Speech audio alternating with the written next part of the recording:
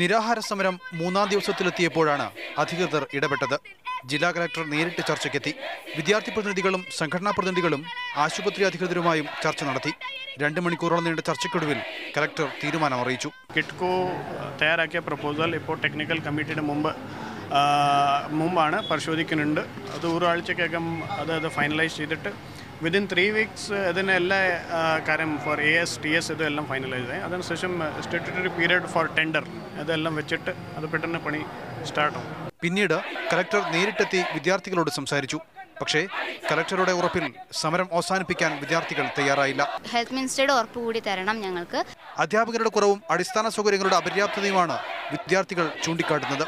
General ആശുപത്രി medical കോളേജാക്കി മാറ്റിയതിന്റെ ഒരു ഗുണവും ഈ ആശുപത്രിക്കില്ലെന്ന് വിദ്യാർത്ഥികൾ പറയുന്നു. SFI ഒഴികെയുള്ള വിദ്യാർത്ഥി സംഘടനകളും സമരത്തിന് പിന്തുണയുമായി രംഗത്തുണ്ട്. മുഹമ്മദ് നൗഫൽ, മാതൃഭൂമി ന്യൂസ്, മലപ്പുറം.